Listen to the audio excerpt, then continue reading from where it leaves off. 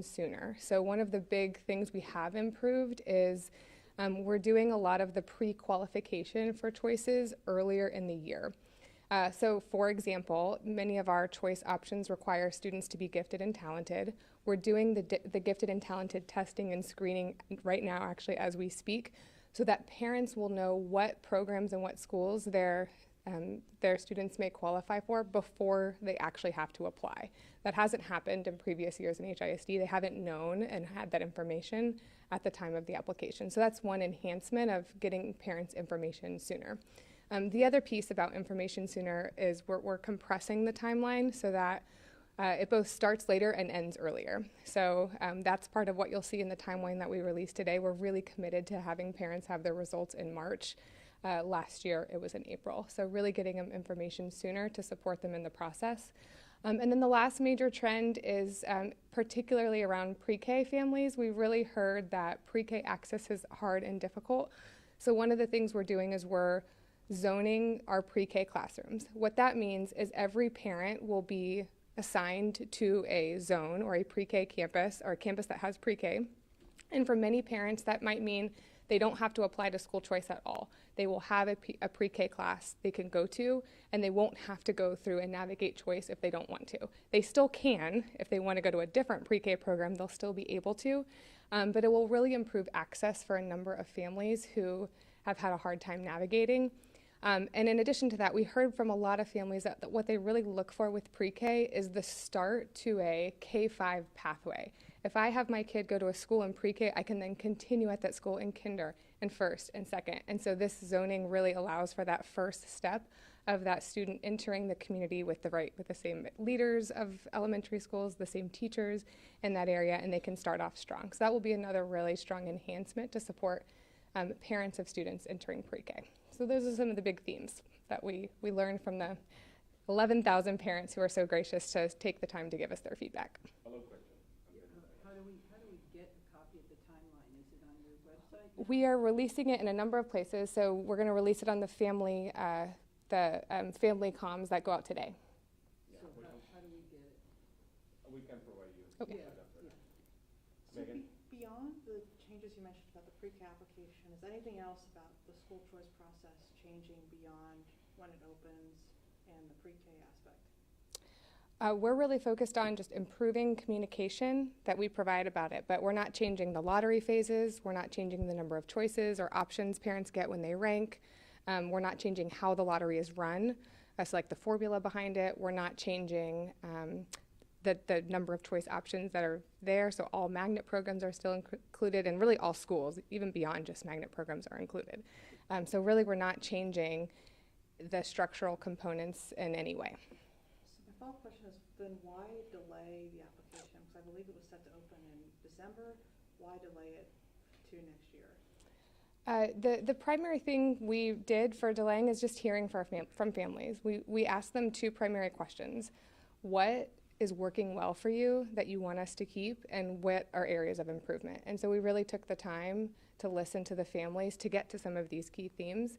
And we believed that we could still compress the process to get results to families sooner. So last year, families got results in April, and even with that pause to really listen to families, we will get results to families in March this year. And the gifted and talented. Yeah, and we are taking, again, that's right, that's a good point. So we're taking the time right now for parents, so all parents can request gifted and talented testing for their students, and right now in this month we are running that testing. So again, that gives us the time to pre-qualify students. So as a parent, I'll know, okay, if my student qualified for gifted and talented, I have access to these schools. If my student didn't, then I don't.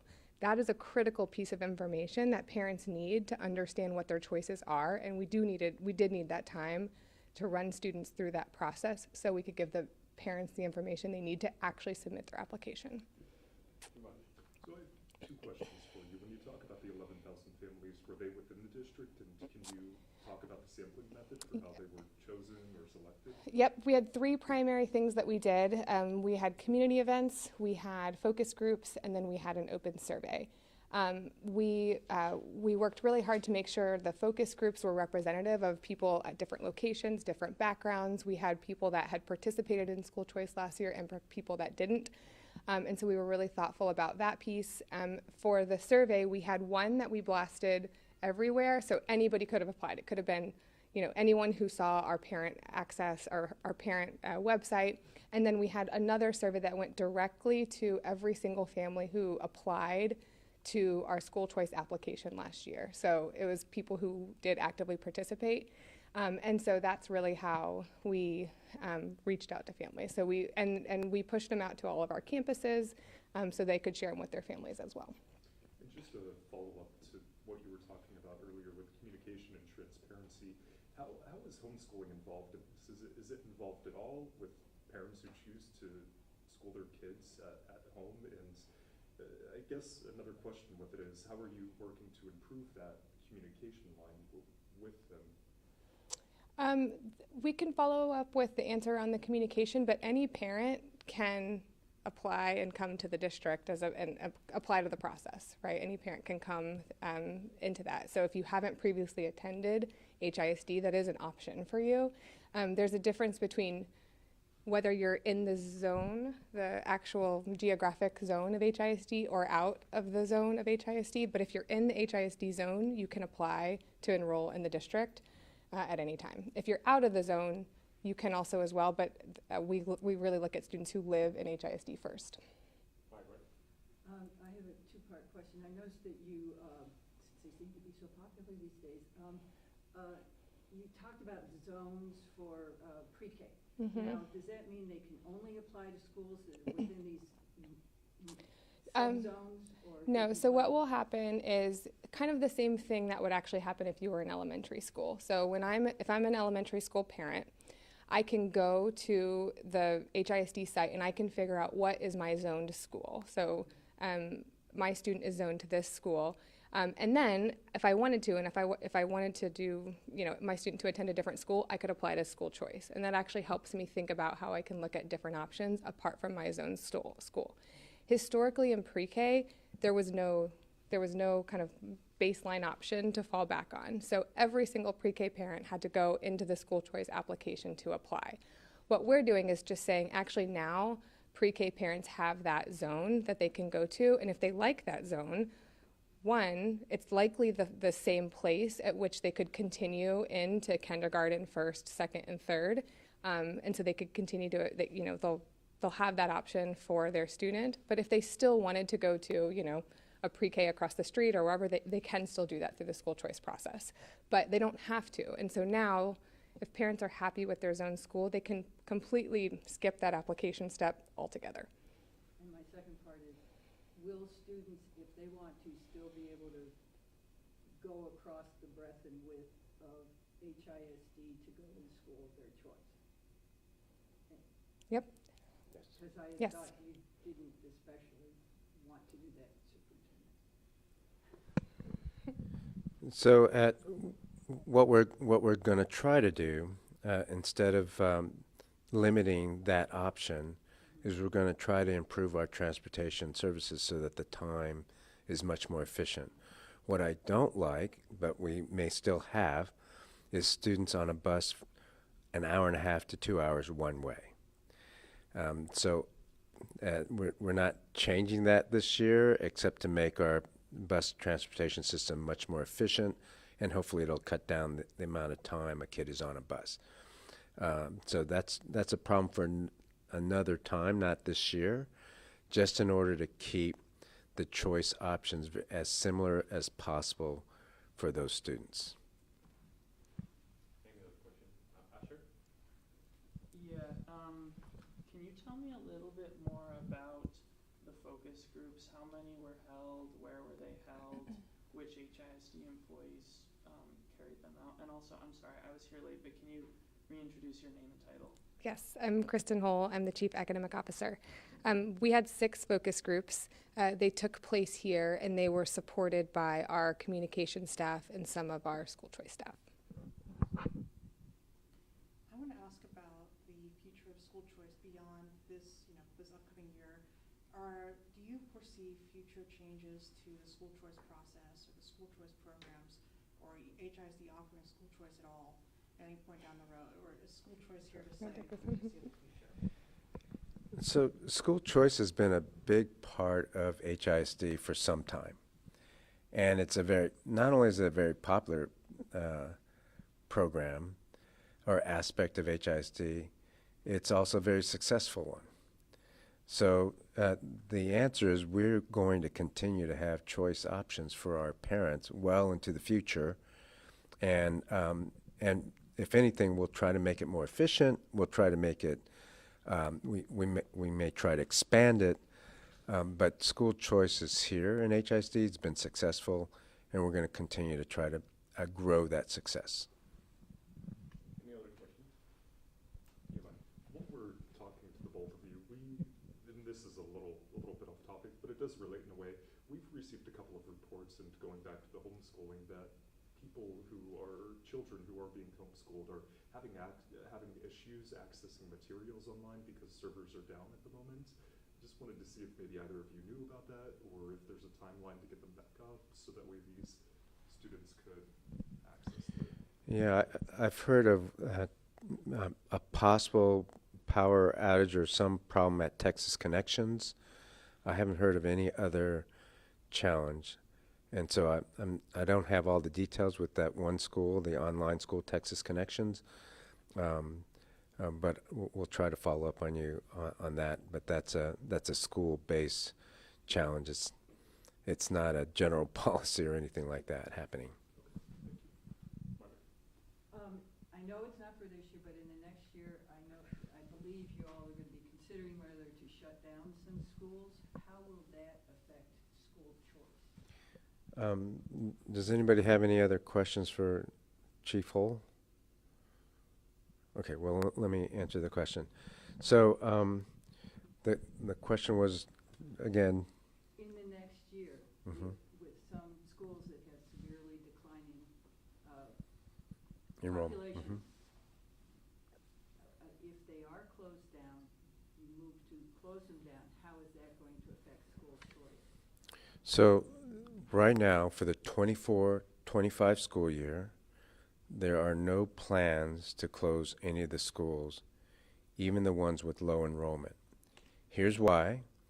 I'm not saying we won't ever do it, but enrollment is a function of several things, or the school closures would be a function of several things. The biggest thing is if kids are not physically living in an area of a school, a zone, that would be a candidate for school closure down the road. And across the country, across Houston, there may be an area of town where people have moved out, it's been gentrified or whatever, and there's not enough students. Another aspect or phenomena that happens is that there are kids in that area, but the school has not been improved, so the kids move out. We have several small schools, low enrollment schools, that have hundreds of kids in the area who have moved to other places because that school is not proficient academically, or it's the discipline, there's a lot of behavior issues, something like that. I think it's incumbent upon the school district to try to improve those schools first before we try to close those schools, because that's a failure of the adults, not a demographic problem.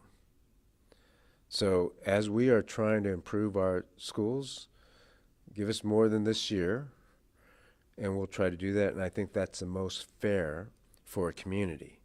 I'm very sympathetic to a community that says, why are you going to close my school when you haven't tried to improve that school, or you haven't given proper resources, or you haven't done what you need to do to improve achievement? That is a sympathetic argument to me. Now, the other argument is, why you close my school? And if the answer is because there's no kids living in the area, then that's a different discussion. So, 24-25, no plans to close any schools. even the low enrollment schools. I have a question. You mentioned that there's gonna be an expedited timeline between when the application closes and when people get the results back, if I understood you right. How is that possible? Or could you clarify that and explain how that's possible? Because presumably it took as long as it did before for a reason. So when I said expedited timeline, I mean from, we're opening, that we're sharing with you the timeline today. What it'll say is that the process and the application is going to open on January 18th, and it's going to close in March. So when I say expedited timeline, last year it opened earlier and closed later. So we've compressed the timeline. Some of what we've done is we've done a lot of the testing on the front end that we might have done in the middle of that block previously so that we could give parents information sooner about what their kids qualify for and what their kids don't qualify for. Any other question? That's all. Thank you. I would add one extra clarification. Parents will still have the same amount of time to make decisions once they receive their options. So last year, once they were notified what choice they received, they had 14 days to decide. In this year's timeline, they will also have 14 days to decide. So we're also trying to make sure we're mindful of building out that time so parents can make decisions effectively. Thank you all for being here. Thank you, President. Thank you, guys. Have a good weekend. All right, you too. Sorry.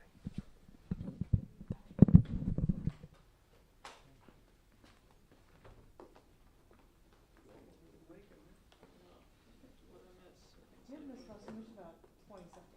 Yeah.